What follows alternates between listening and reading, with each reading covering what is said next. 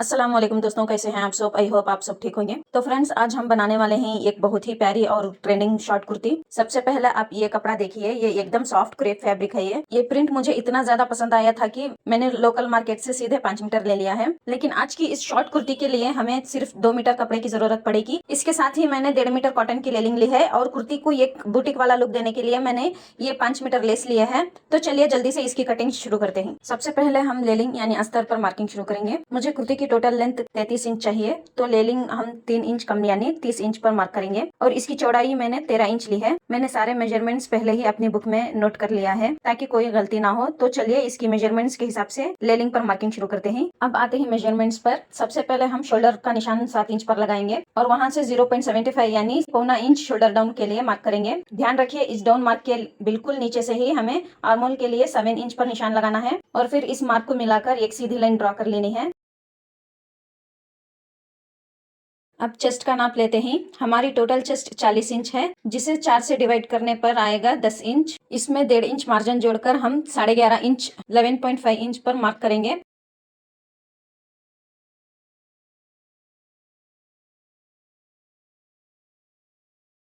कमर की लंबाई के लिए इंच टेप को शोल्डर डाउन वाले निशान के बिल्कुल नीचे रखना है और 15 इंच पर मार्क करना है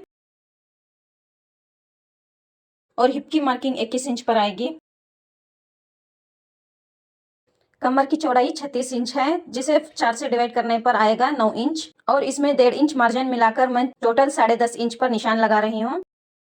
अब आते हैं हिप पर। हिप 42 इंच है, जिसे 4 से डिवाइड करके 10.5 इंच आना चाहिए, पर मैं थोड़ी एज के लिए 11 इंच रख रही हूँ और 1 इंच चाक फोल्डिंग का मिलाकर टोटल 12 इंच पर मार्क कर रही हूँ। और हाँ, दामन भी हमें हिप के बराबर ही रखना है, तो दामन पर भी 12 इंच का निशान ही लगेगा।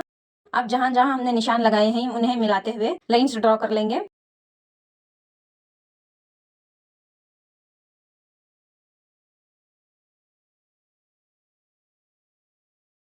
यहाँ एक बहुत जरूरी बात ध्यान रखिएगा कि कमर के पास का निशान गोलाई कर्व शेप में आना चाहिए, वहाँ कोई कोने नहीं बनना चाहिए। ये देखिए ऐसे। एक और खास टिप मैं आपको देती हूँ। चेस्ट के पास और हिप के थोड़ा ऊपर ½ इंच एक्स्ट्रा मार्जिन लेकर उसे ऐसी गुलाई शेप में दें। इससे फायदा यह होगा कि पहनने के बाद चेस्ट और पेट यानी स्टमक के पास कोई खिंचाव नहीं आएगा और कुर्ती बिल्कुल भी टाइट नहीं लगेगी। फिटिंग एकदम परफेक्ट बैठती है ऐसे करने से, इसलिए ध्यान से ये मार्क जरूर लगा लें। अब आते हैं आर्म होल की गुलाई पर। पहले बैक आर्म होल के लिए कोने से 1.5 इंच पर एक निशान लगाएंगे और फ्रंट आर्म होल के लिए 1 इंच पर जो हमने 7 इंच की आर्म होल लाइन ड्रा की थी उसका सेंटर निकालकर वहां से आर्म होल की गुलाई ड्रा कर लेंगे।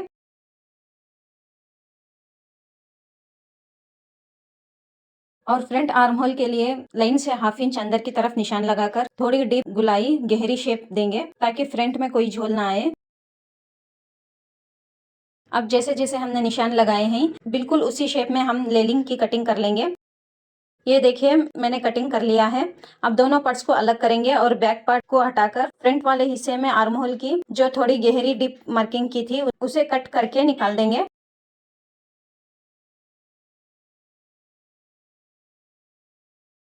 अब बारी आती है हमारे मेन क्रेप फैब्रिक की। इस कपड़े को पहले लंबाई लेंथ में फोल्ड करेंगे और फिर चौड़ाई विड्थ में। पर ध्यान रखिए पूरा कपड़ा फोल्ड नहीं करना है, बस अपने मेजरमेंट के हिसाब से फोल्ड करना है ताकि कपड़ा वेस्ट ना हो। तो मैं इसे अपनी जरूरत के हिसाब से 13 इंच पर फोल्ड करके रख रही हूँ। अब बस इस फोल्ड किए हुए मेन फैब्रिक के ऊपर अपनी कटी हुई लेलिंग को बिल्कुल बराबर सेट करके रखना है।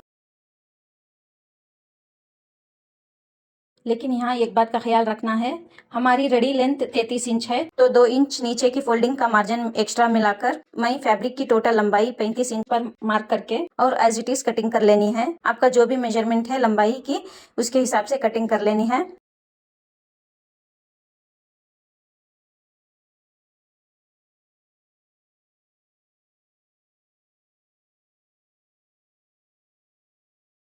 अब जिस तरह हमने लेलिंग में फ्रंट आर्म होल की टिप गुलाई कट की थी बिल्कुल वैसे ही मेन फैब्रिक के दोनों पार्ट्स को अलग करके फ्रंट वाले हिस्से में आर्म होल की थोड़ी गहरी गुलाई कट करके निकाल लेंगे।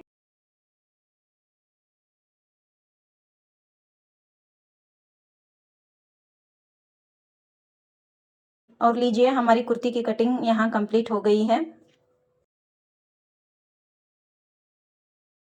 अब बढ़ते ही स्लीव्स की तरफ। जो साइड से कपड़ा बचा था उसमें से हमारी स्लीव्स आराम से निकल आएगी। इसे भी मैं अपनी जरूरत के हिसाब से फोल्ड कर रही हूँ। मैं इसकी चौड़ाई 10 इंच और लंबाई 20 इंच रखी है, क्योंकि मुझे इतनी ही लंबी चाहिए। सबसे पहले ऊपर से 3.5 इंच पर आर्म होल डाउन का निशान लगाएंगे और इस लाइन को सीधा करके पक्का कर लेंगे। अब स्लीव्स का शेप ड्रॉ करना है। इसके लिए चेस्ट का 5वां हिस्सा लेना होता है, तो मेरे नाप के हिसाब से मैं यहाँ 9 इंच पर निशान लगा रही हूँ।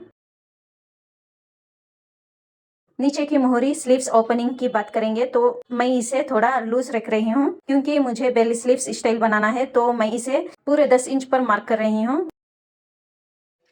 अब ऊपर शोल्डर से 10 इंच नीचे आकर वहाँ 7 इंच पर निशान लगाएंगे, ताकि एल्बो के पास अच्छी सी फिटिंग और शेप आ जाए। अब इन सभी निशानों को मिलाकर लाइंस पक्की करेंगे और स्लीव्स की कटिंग कर लेंगे।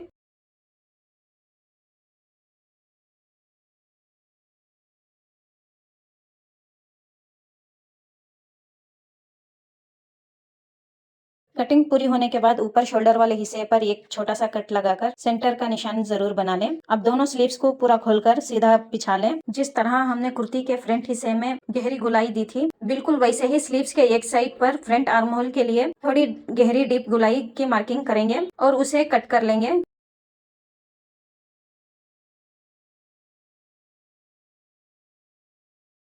दोस्तों, मशीन पर बैठने से पहले मैं आपको एक बहुत काम की टिप देती हूँ। मैंने लेलिंग और मेन फैब्रिक को इस ग्लू के मदद से आपस में चिपका लिया है, ताकि स्टिचिंग के वक्त कपड़ा बिल्कुल भी ना खिसके। और हाँ, जब भी आप फैब्रिक ग्लू का इस्तेमाल करें तो ऊपर से आयरन जरूर करें। ये देखिए, दोनों कपड़े कितने बढ़िया तरीके से चिपक गए हैं।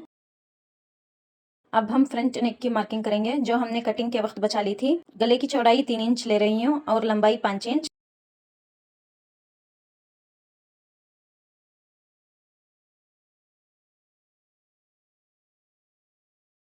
अब एक प्यारे से प्लेकेट डिजाइन के लिए इस 5 इंच वाले निशान के ठीक नीचे से हम 8 इंच तक एक और मार्क लगाएंगे। अब इस 8 इंच लंबे निशान की चौड़ाई हमें हाफ इंच रखनी है। इसका फायदा ये होगा कि जब हम इस कपड़े को खोलेंगे 1 इंच चौड़ा प्लेकेट बन जाएगा। ये मार्किंग करने के बाद ऊपर गले वाले हिस्से में एक प्यारी सी गुलाई राउंड शेप ड्रॉ कर लेंगे।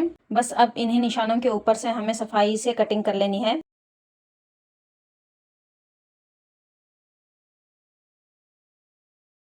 ध्यान रखिएगा दोस्तों, कटिंग बिल्कुल वही तक करनी है जहां हमने 8 इंच वाला आखिरी मार्क लगाया था। कटिंग करते वक्त एक बात का खास ध्यान रखना है, जहां हमारा 8 इंच वाला कट खत्म हो रहा हो, वहां एंड में दोनों साइड पर थोड़ा सा तिरछा कट लगाएंगे। ये देखिए, खोलने के बाद ये कुछ इस तरह दिखेगा। इस तिरछे कट की वजह से हमारी प्लेकेट एकदम सफाई से और फ्लैट बैठती है। अब प्लेकेट बनाने के लिए मैंने 2 पट्टियां ली है, जिनकी लंबाई 11.5 इंच और चौड़ाई 2.5 इंच रखी है। क्योंकि ये मेन फैब्रिक बहुत सॉफ्ट है और थोड़ा फिसल रहा था, इसलिए मैंने इन पट्टियों में भी अस्तर लगा लिया है, ताकि इनकी अच्छी सी ग्रिप बन जाए। अब जहां हमने कुर्ती में कट लगाया था, वहां इन दोनों पट्टियों को आमने सामने रखकर आधा इंच के मार्जिन लेते हुए सीधी सिलाई लगा लेनी है।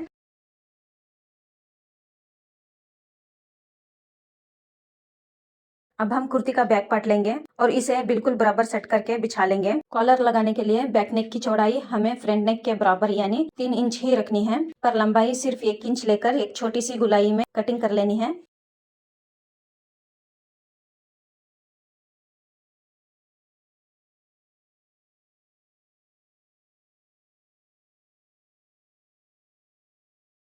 चलिए वापस आते हैं अपने फ्रंट पार्ट के प्लेकेट पर। ये देखिए, हमारी दोनों पट्टियां कुर्ती के साथ अटैच हो चुकी है। अब इन पट्टियों को पहले हाफ इंच अंदर की तरफ फोल्ड कर लेंगे। फिर जो सिलाई हमने पहले लगाई थी, उस मार्जिन को अंदर दबाते हुए पहली सिलाई को पूरी तरह कवर करते हुए बिल्कुल किनारे की तरफ एक टॉप स्टिच लगा लेनी है। ये सेम प्रोसेस हमें दोनों साइड करना है, जिससे हमारी प्लेकेट एकदम नीट और क्लीन बनकर तैयार हो जाएगी। प्लेकेट की दोनों पट्टियां तैयार होने के बाद अब हम ऊपर गले की तरफ से 3 इंच पर एक निशान लगाएंगे। ध्यान रहे, हमें सिर्फ इतना ही हिस्सा ओपन छोड़ना है और इसके नीचे की बाकी प्लेकेट को आपस में जोड़कर सिल लेनी है। जोड़ने के लिए एक पट्टी को अंदर की तरफ सेट करेंगे और जो ऊपर आने वाली पट्टी है उसे नीचे से सफाई से फोल्ड करके दोनों को एक साथ पक्का स्टिच कर लेंगे। तो चलिए अब सीधा मशीन की तरफ चलते हैं। मैं आपको इसकी सिलाई करके प्लेकेट का फाइनल लुक दिखाती हूँ। हूँ। और हाँ, इसके साथ ही जो लेस की डिटेलिंग हम करने वाले हैं वो भी ध्यान से देखिएगा। ये कुर्ती सिलने के बाद एकदम प्रीमियम डिजाइनर लुक देने वाली है, इसलिए वीडियो को आखिर तक जरूर देखिएगा। अब मैं इस प्लाकेट के बिल्कुल पास अपनी पहली लेस अटैच कर रही हूँ। यहाँ आपको एक बात का खास ध्यान रखना है, लेस लगाते वक्त मशीन को बिल्कुल धीरे धीरे चलानी है ताकि लेस गुलाई कर्व में आसानी से घूम सके और कपड़े में कोई झोल ना आए। ये देखिए, हमारी एक लेस लग चुकी है और सच कहूँ तो ये ऐसे ही बहुत प्यारी लग रही है। लेकिन इस कुर्ती को एक हेवी डिजाइनर लुक देने के लिए मैं इसमें एक और लेस अटैच करूंगी, जो इस पहली वाली लेस से थोड़ी ज्यादा चौड़ी है। दूसरी लेस एकदम परफेक्ट लगे, इसके लिए मैं पहले लेस से ठीक 1-1 इंच की दूरी पर निशान लगा रही हूँ।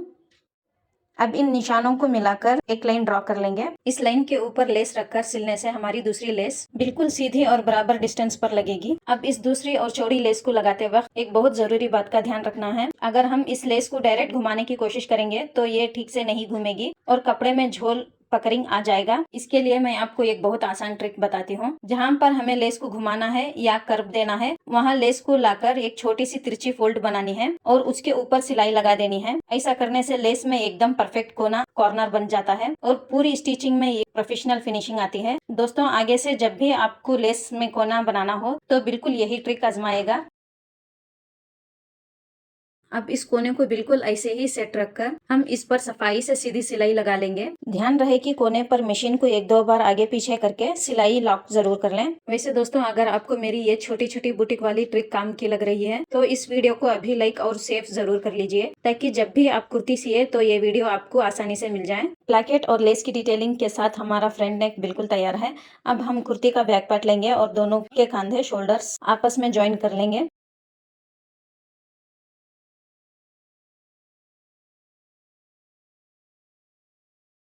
कंधे जोड़ने के बाद जो हमने पहले से फिटिंग की मार्किंग की थी, बिल्कुल उसी निशान पर सिलाई लगाते हुए फिर साइड फिटिंग कर लेंगे। इस सिलाई को हम ठीक हिप के निशान तक लेकर आएंगे और वहीं से कुर्ती को घुमाकर वापस ऊपर की तरफ सिलाई लगाएंगे। ऐसा करने से यहाँ डबल स्टिच हो जाएगी और पहनने पर चाक के पास से कुर्ती कभी फटेगी नहीं। लीजिए, इसी तरीके से मैंने दोनों साइड की फिटिंग कंप्लीट कर ली है। अब बारी आती है चाक पर लेस की खूबसूरत डिटेलिंग करने की। इसके लिए सबसे पहले हम कुर्ती को उल्टा रंग सेट करके रख लेंगे। सिलाई शुरू करने से पहले नीचे वाले पल्ले को थोड़ा हटा लीजिए ताकि वो सिलाई के बीच में ना आए। अब लेस को सीधा करके रखना है और कुर्ती के किनारे से ठीक आधा इंच के कपड़ा छोड़ते हुए लेस अटैच करना शुरू करनी है। ध्यान रहे, लेस को हमें हिप के निशान से 1 इंच ऊपर तक लगाना है और वहीं पर सिलाई खत्म कर देनी है। साथ ही जो एक्स्ट्रा धागे निकल रहे हैं उन्हें कट कर लीजिए ताकि सफाई बरकरार रहे। इसके बाद जो आधा इंच मार्जिन हमने छोड़ा था उसे सीधी तरफ राइट साइड फोल्ड करके एकदम किनारे की तरफ एक सिलाई लगा लेंगे।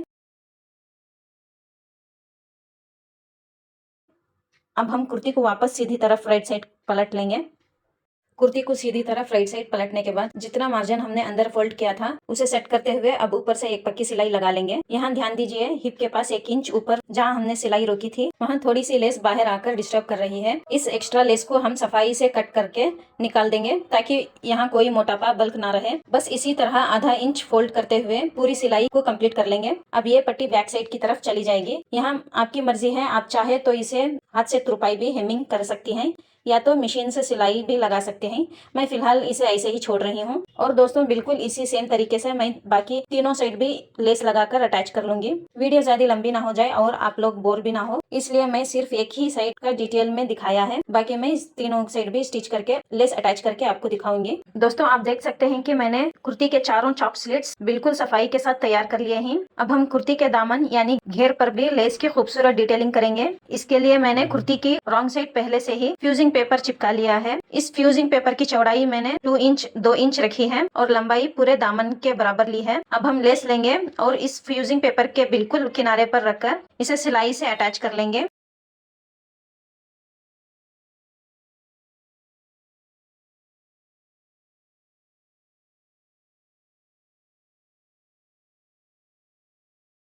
सिलाई लगाने के बाद जो आगे बचा हुआ एक्स्ट्रा कपड़ा है उसे फोल्ड करके लेस के ऊपर रखेंगे और एकदम सफाई के साथ किनारे पर एक सिलाई लगा लेंगे।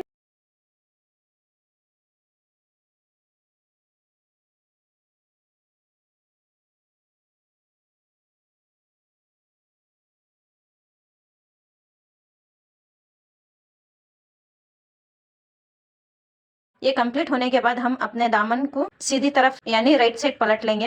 ये देखिए, दामन को सीधी तरफ राइट साइड पलटने के बाद ये जो हमारी फ्यूजिंग वाली पट्टी तैयार हुई है ना, इसके ऊपरी हिस्से पर भी हम एक और लेस अटैच कर लेंगे।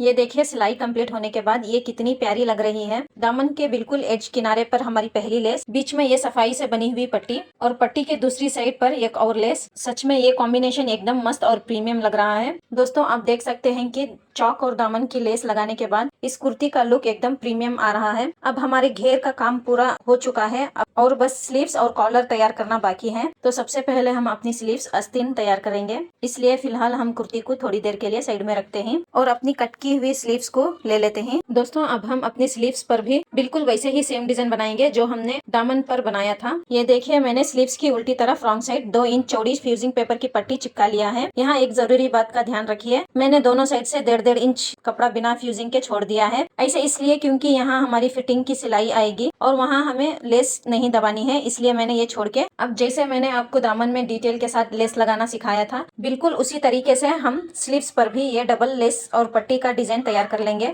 ये देखिए, लेस लगाने के बाद स्लीव्स कितनी खूबसूरत लग रही है। इसके बाद मैंने अपने नाप के हिसाब से स्लीव्स की साइड फिटिंग वाली सिलाई भी लगा ली है। अब हमारे ये डिजाइनर आस्तीन कुर्ती में अटैच होने के लिए बिल्कुल तैयार है। अब हम अपनी तैयार की हुई स्लीव्स को कुर्ती में अटैच करेंगे। यहाँ बिगनर्स के लिए एक बहुत जरूरी टिप, स्लीव्स जोड़ने से पहले हमेशा चेक कर लें कि आस्तीन की फ्रंट कट गहराई और कुर्ती के आर्म होल का फ्रंट कट बिल्कुल आमने सामने आए, ताकि पहनने के बाद आगे की तरफ कोई झोल ना पड़े। अब कुर्ती के आर्म होल और स्लीव्स के आर्म होल को इस तरह एक साथ मिलाकर पकड़ेंगे और गुलाई राउंड में सिलाई लगाते हुए आस्तीन जोड़ लेंगे। ट्रिक ये है कि गुलाई में सिलाई करते वक्त कपड़े को बिल्कुल भी नहीं खींचना है, बस हल्के हाथ से मशीन चलानी है।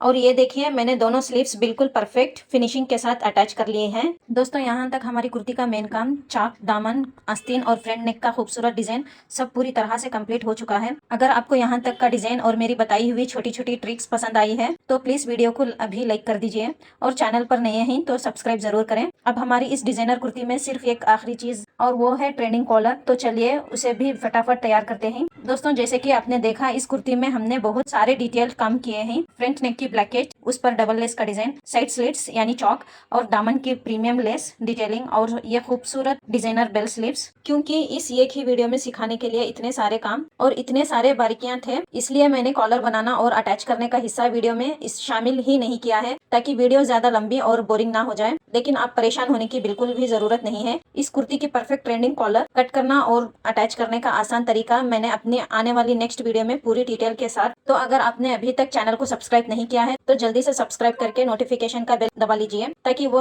वीडियो आपसे मिस ना हो। दोस्तों, उम्मीद करती हूँ कि आपको इस प्रीमियम डिजाइनर कुर्ती का फाइनल लुक और मेरा सिखाने का तरीका पसंद आया होगा। मैंने पूरी कोशिश की है कि हर एक डिटेल आपको आसान लफ्जों में समझा सकूं। अगर इस वीडियो में आपको कुछ भी नया सीखने को मिला हो तो प्लीज इस मेहनत के लिए वीडियो को एक लाइक जरूर दीजिएगा। और हाँ, मुझे कमेंट में जरूर बताइएगा कि आपको इस कुर्ती का कौन सा हिस्सा सबसे ज्यादा पसंद आया, दामन की डिटेल, स्लीव्स का डिजाइन या फ्रंट नेक। मुझे आपके कमेंट्स पढ़ना बहुत अच्छा लगता है। आने वाली वीडियो में हम इसी कुर्ती का ट्रेंडिंग कॉलर बनाना सीखेंगे और आगे बहुत ही प्यारी फारसी सलवार की कटिंग और स्टिचिंग भी आने वाली है। तो चैनल को सब्सक्राइब करके बेल आइकन ऑल पर सेट करना मत भूलिएगा। मिलते हैं आपसे अगली वीडियो में एक नए डिजाइन के साथ। तब तक के लिए अपना ख्याल रखिए। अल्लाह हाफिज, बाय बाय।